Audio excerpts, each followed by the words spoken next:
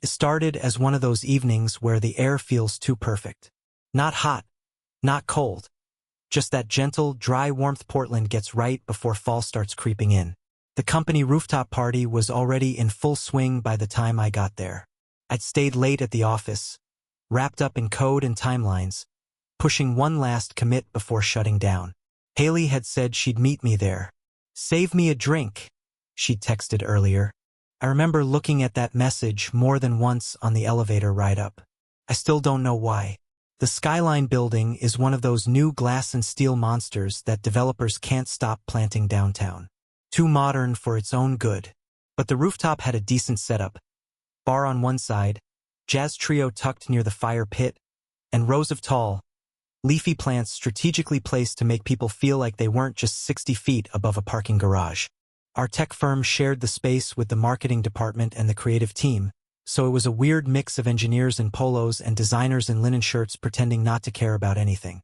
It was loud, the kind of semi-forced company social thing where everyone laughs too hard and drinks too fast. I was looking for Haley, scanning the crowd for her red dress. She'd mentioned she was wearing red. I figured I'd catch her walking in, maybe wave, maybe steal a kiss before the mingling kicked in. But I didn't see her arrive. I saw her already sitting. She was across the rooftop at a smaller table near the back corner, half hidden behind a cluster of tropical-looking plants that obviously weren't meant to survive more than a few weeks up there. She was sitting with someone. Him. Cale. The art director from her department. From a distance, it could have looked innocent. Could have. But it didn't. It looked like two people who knew exactly where they were sitting, and exactly how much of them could be seen. He leaned in while she laughed softly, brushing invisible lint from her shoulder. Her hand rested on the rim of her glass, spinning it lazily as he talked. If I hadn't known better, I might have thought they were a couple. I didn't move. I didn't walk over. I just watched. Then she stood up, probably to go grab another drink or head to the restroom. That's when it happened. Something dropped from her clutch as she adjusted the strap on her shoulder. A small, rectangular slip barely made a sound against the stone tiles. I recognized it immediately. A Harbor House Hotel keycard.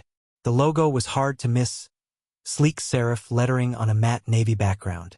And beneath it, stamped in faint gold, October 14th. The same date as tonight. Haley didn't notice. She was already walking away when Cale leaned forward, casually, and scooped it up. He didn't call after her. He just looked at it, almost smiled, then tucked it into his pocket. That's when I saw it. Not the keycard, his own. Identical. He already had one, visible for just a second when he slipped Haley's card behind his own in his breast pocket. It wasn't even hidden well, like he didn't care who saw it. Or maybe he just thought no one would. My throat went dry. I tried to tell myself there could be an explanation. Some company event? A shared hotel block for late-night guests? Something logical. But logic doesn't usually wear matching bracelets. Because there it was, wrapped delicately around Haley's left wrist. A new bracelet. Thin gold chain with a teardrop-shaped stone. Bluish, almost translucent. I'd never seen it before, but I had. 3 days ago, Cale posted a story on Instagram. It was a typical artsy flex: coffee, his sketch pad, a stack of boutique bags from local shops. But in the lower left corner, resting casually on the table next to his phone, was that same bracelet.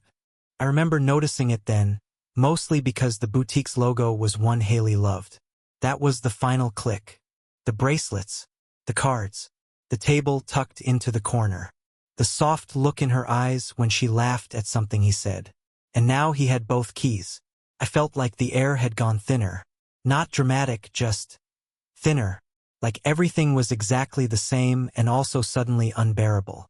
I walked toward the bar, forcing my steps to stay slow. I grabbed a beer I didn't want. I stood near the fire pit, fake laughing when someone made a joke about DevOps.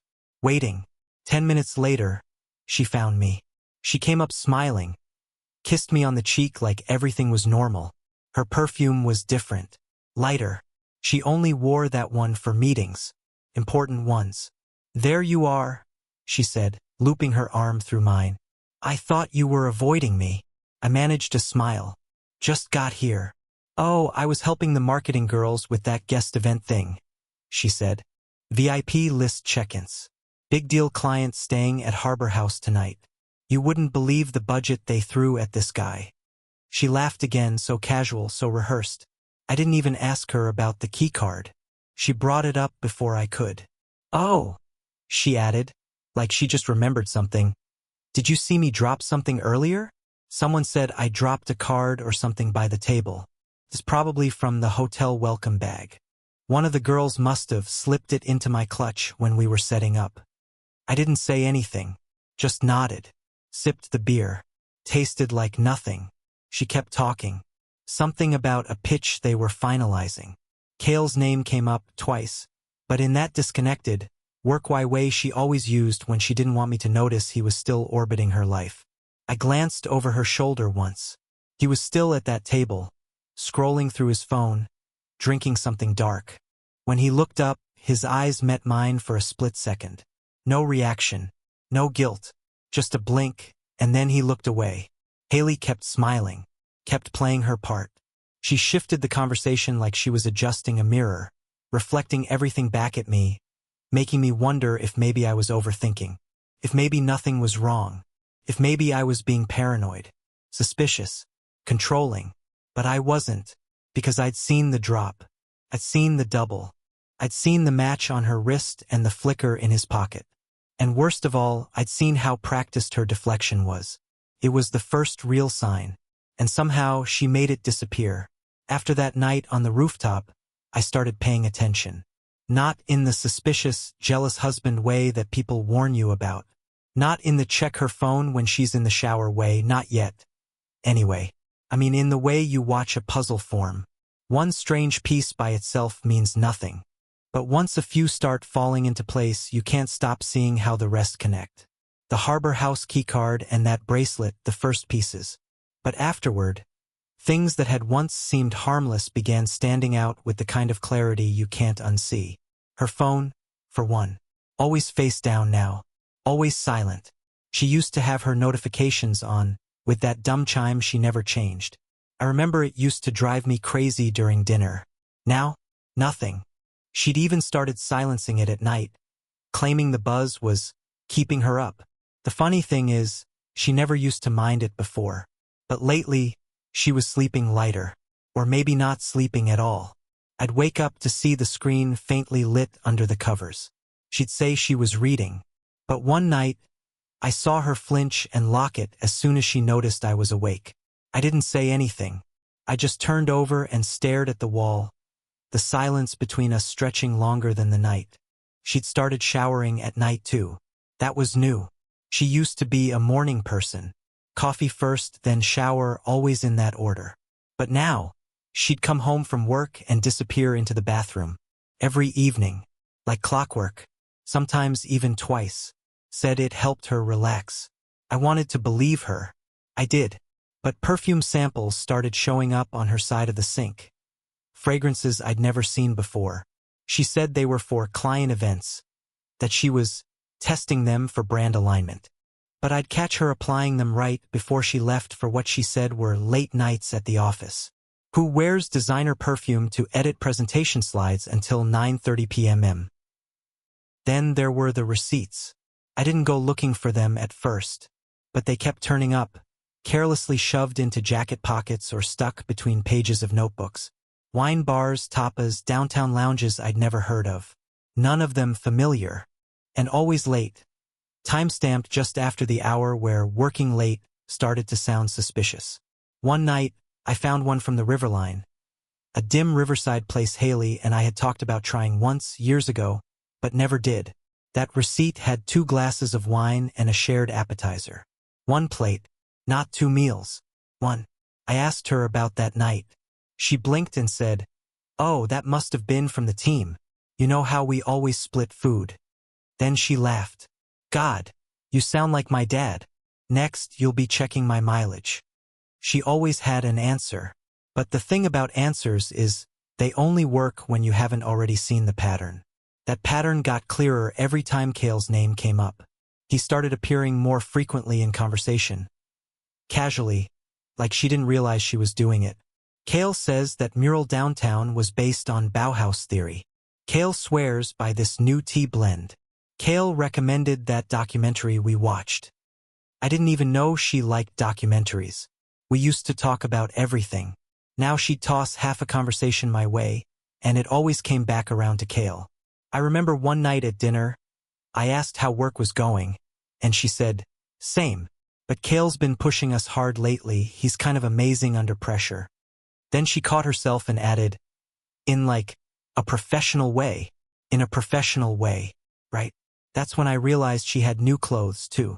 Subtle things at first. Shoes I didn't recognize, a blouse with a cut she never used to wear. She said they were for client meetings, but those meetings always seemed to fall on Fridays or Saturdays. Always when I wasn't around. One Saturday, she ran out claiming she needed to drop something at the office. Said it would be 10 minutes. She was gone 2 hours. Came back with windblown hair, smelling like citrus perfume and eucalyptus. I didn't ask. I didn't need to. And the hugs, God, the hugs. They changed. That's a hard thing to explain to someone. But when you've hugged the same person every day for 7 years, you feel the difference immediately.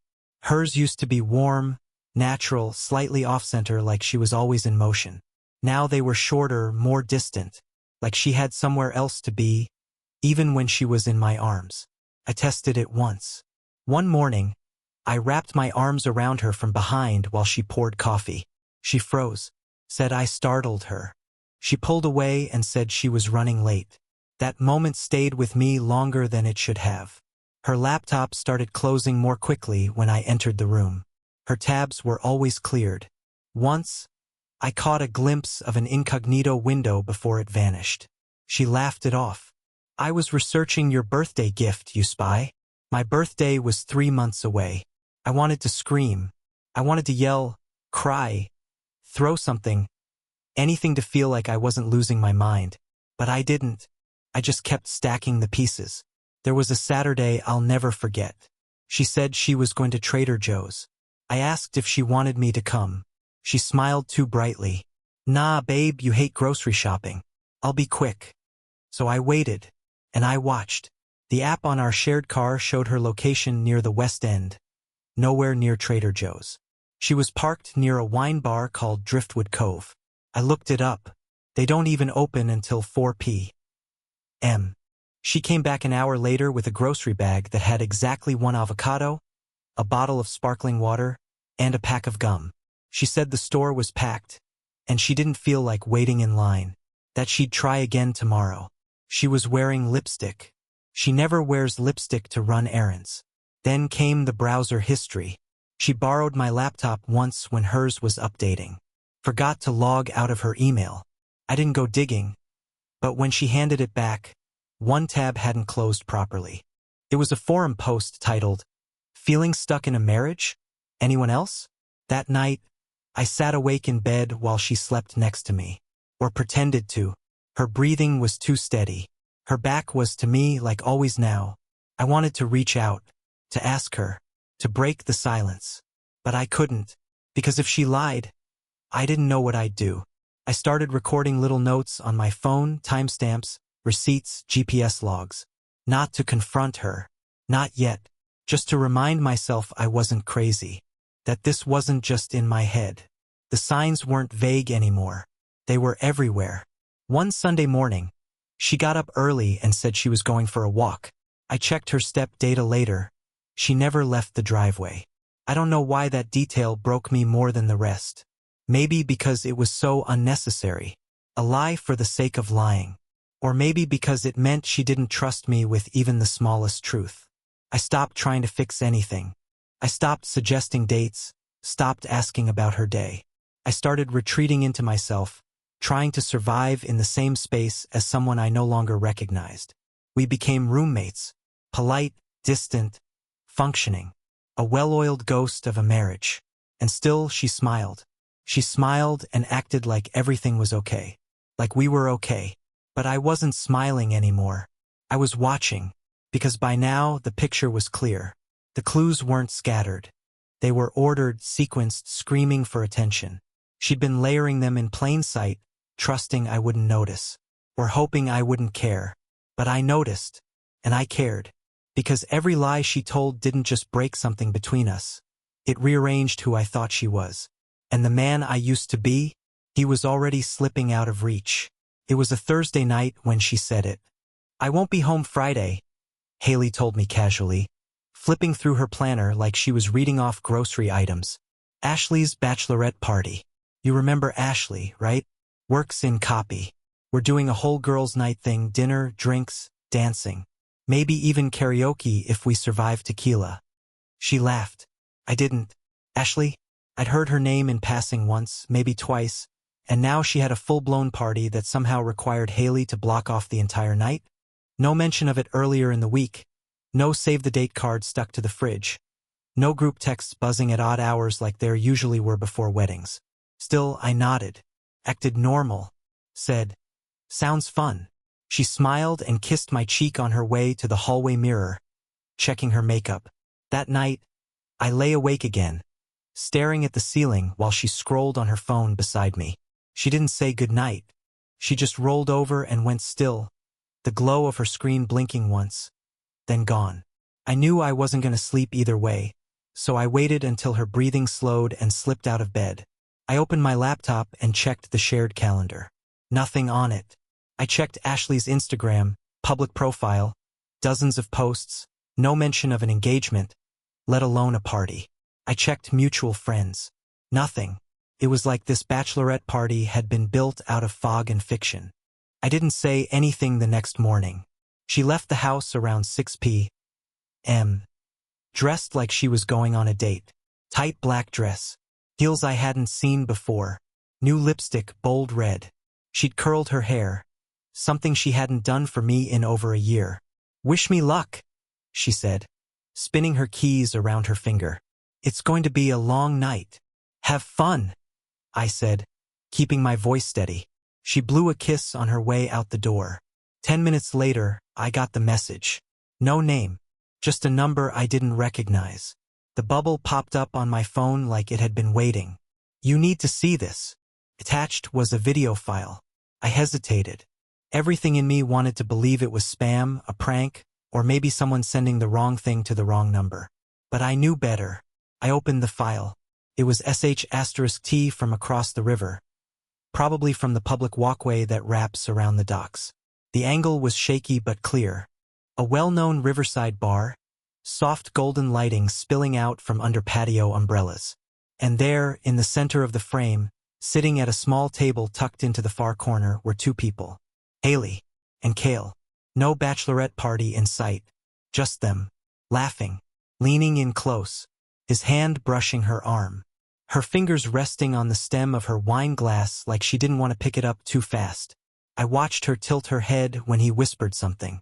She smiled in that way I used to know in *mately, soft, private, reserved for moments that meant something. Then came the kiss. Small but unmistakable. He leaned forward. She didn't pull away. Her eyes fluttered shut. The camera shook slightly, like the person recording had to reposition. But the kiss lingered. They pulled back slowly. No awkwardness. No signs of surprise. Just two people comfortable in their own little world. Then they stood. Together they walked inside. Moments later, they exited through a side door, laughing. Cale pulled out his phone to pay the tab. Haley leaned in to peek at the screen like she'd done it 100 times before. They got into a waiting cab. Same direction. Same seat. Gone. I must have watched the video 6 times in a row. No other women were visible. No party hats. No balloons. No half-drunk coworkers dancing on tables. Nothing that said girls' night out. Just Haley and Cale. A 2-person celebration that didn't need a cover story anymore. I didn't respond to the text. I didn't need to. I closed my laptop and just sat there. Hands clenched into fists so tight my nails left half-moons in my palms. But I didn't cry. I didn't shout. I didn't even move. Because it was over. The suspicion. The second-guessing. The knots in my stomach every time she said she was working late. The sickening optimism that maybe I was being paranoid. The tiny voice in my head saying, maybe she's just stressed. Maybe it's all in your imagination. It wasn't in my imagination. There was no bachelorette party. There never had been. I thought back to every lie she'd told that led to this moment. The nights she came home claiming she was tired from group brainstorming sessions. The times she texted me, "Running late. Don't wait up." The early Saturday errands. The new clothes. The changes in routine. The way she had started using "we" when talking about things that weren't ours. Kale and I saw that mural. We grabbed drinks near the river after the pitch meeting. We were talking about this podcast you'd probably hate. That word "we" was never meant to include me. Later that night, around 1:30 a.m., she came home. I was sitting on the couch, lights off, pretending to sleep. She didn't notice me. She moved like someone trying not to leave footprints. Her heels clicked softly on the hardwood. She paused at the mirror, fixing her hair. Then she slipped into the bedroom, as if her night had gone exactly as planned. No shame, no guilt, just silence. She didn't know I knew. And for the first time in weeks, I didn't feel lost or confused. I felt finished. The next morning, she woke up early and made coffee, played her part, hummed a song I didn't recognize as she poured almond milk into her cup. When I walked into the kitchen, she smiled, said, "Morning, babe," like she always did. I just nodded. My eyes went to her phone on the counter, face down, silent. Of course. She talked about brunch with friends later, asked if I needed anything from the store, told me she loved me on her way out the door. I didn't say it back. She didn't notice. Or maybe she did and just didn't care. The rest of the day I moved on autopilot. Showered, did laundry, mowed the lawn, reorganized a shelf in the garage I hadn't touched in 3 years. My body kept moving, like it didn't know how to process the quiet, final confirmation that everything I'd feared was real. That night, I transferred the video to a secure folder. I saved a copy to the cloud, another to an encrypted drive. Not because I planned to use it, at least not yet, but because I needed to hold on to reality. I needed to remind myself, when she smiled or joked or asked how my day was, that there was a truth she had chosen to bury beneath charm and routine. When she came home again later that evening, she curled up next to me on the couch, laid her head on my shoulder, said, "Let's watch something dumb and forget the world exists."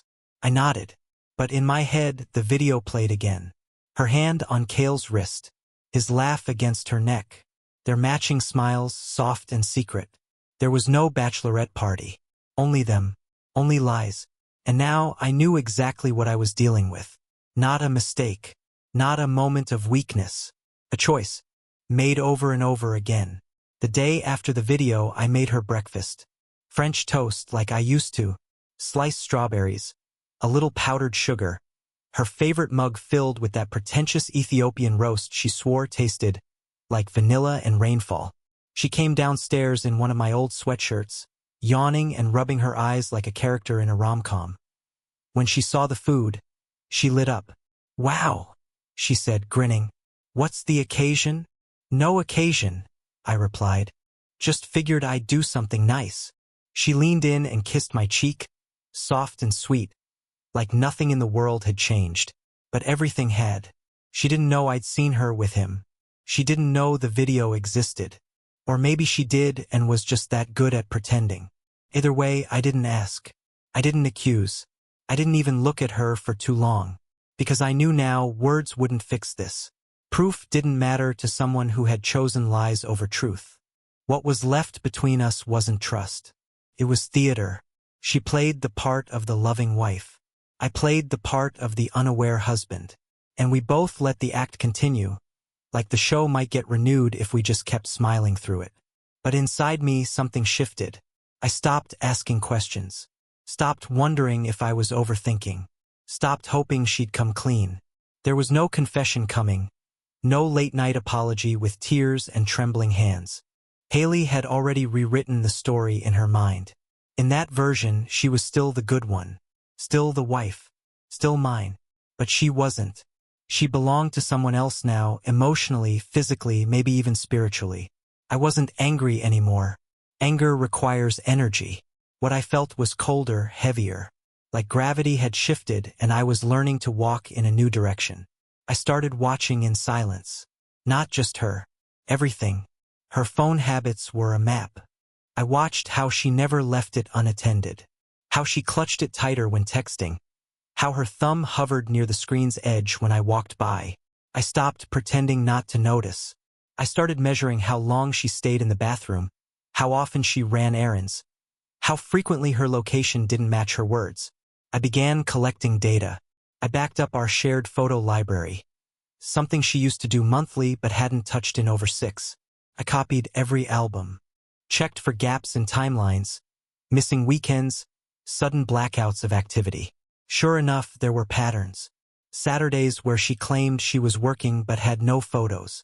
Sunday nights with hotel locations geotagged deep in the metadata of selfies she never posted. I exported our shared bank history, sorted transactions by date, highlighted overlaps, Ubers, restaurant charges, boutique purchases that didn't match her style or size. One particular charge stood out. A riverfront breakfast for 2, at a place we'd never been together. She'd claimed she skipped breakfast that day. I cross-referenced it with parking logs. Her office uses a secure garage that logs every vehicle in and out.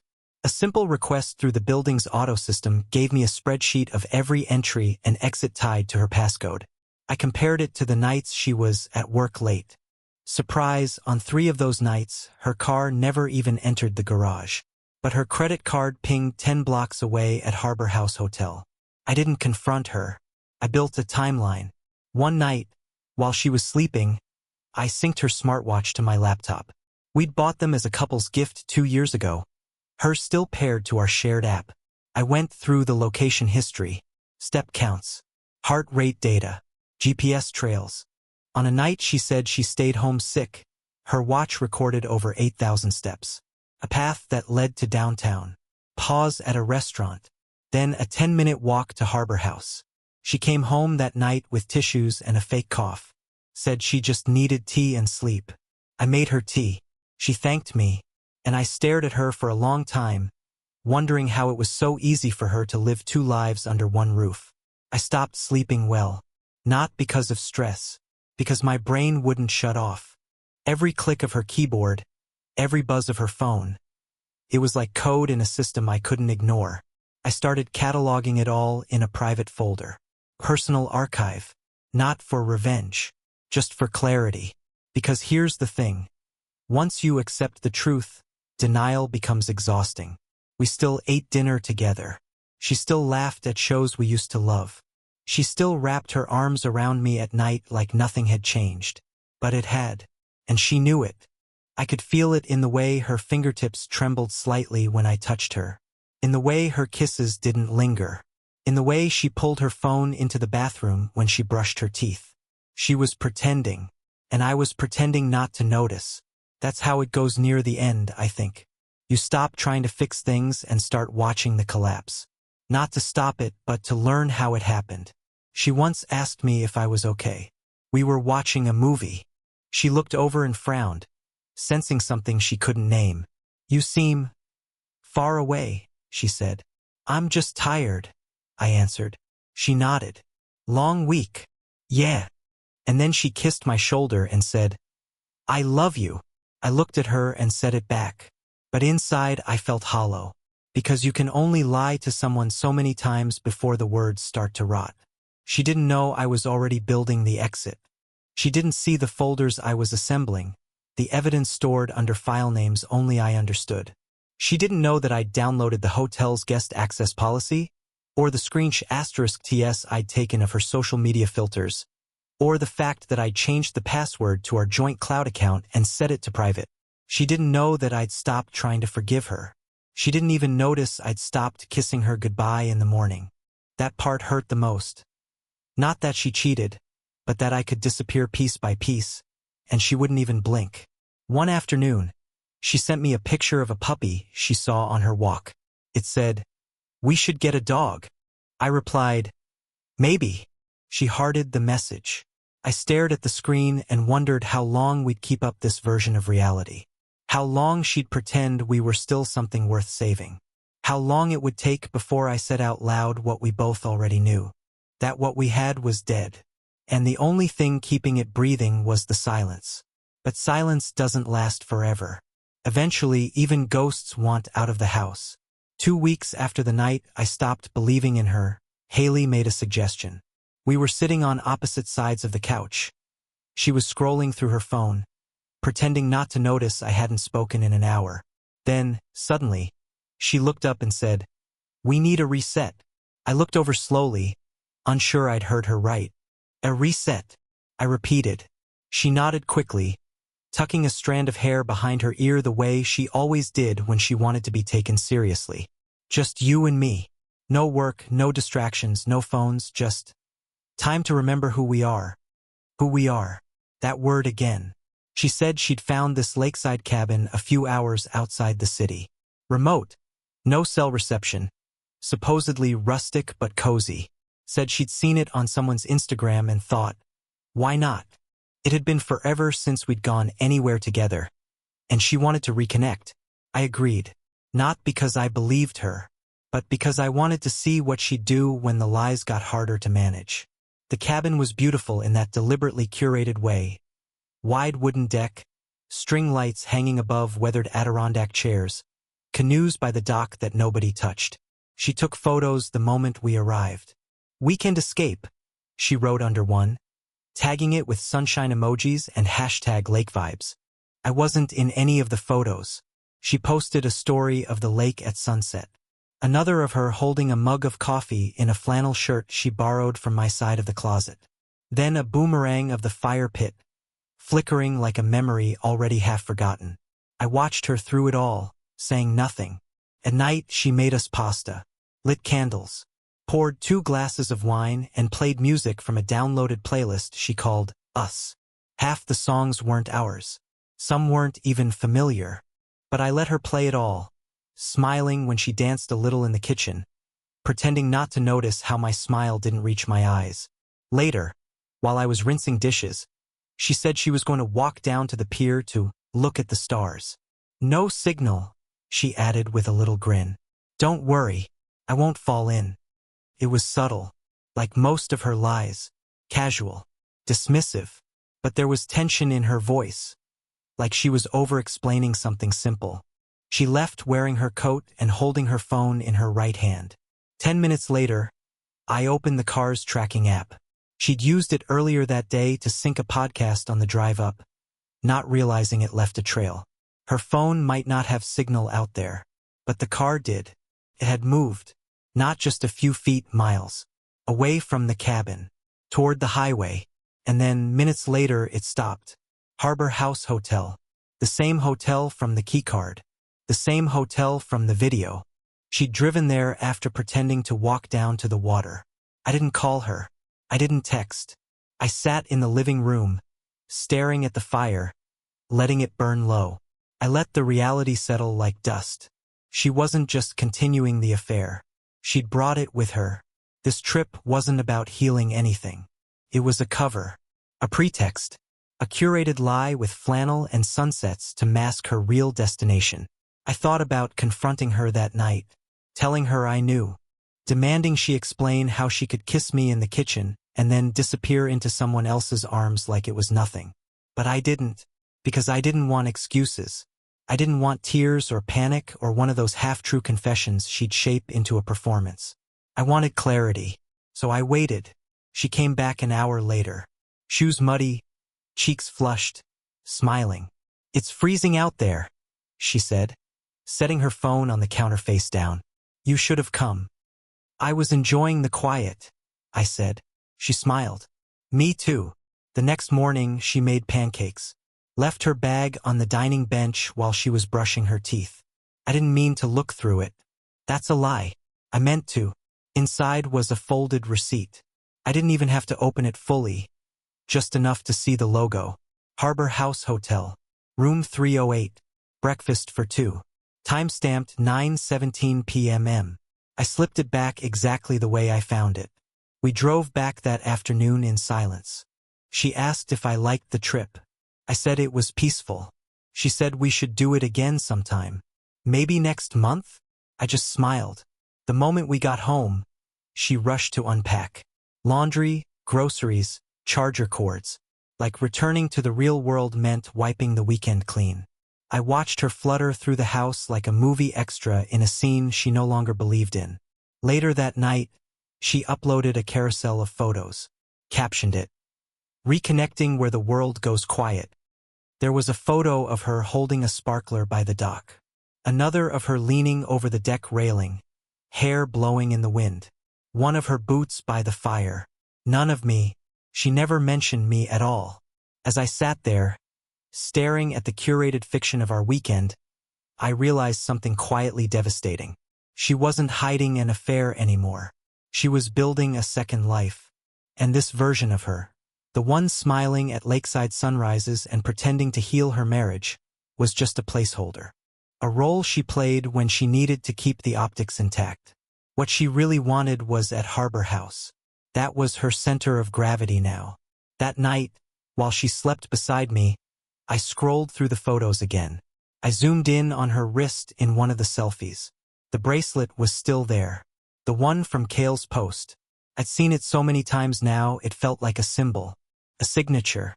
I opened a note on my phone and typed 4 words. She went back again.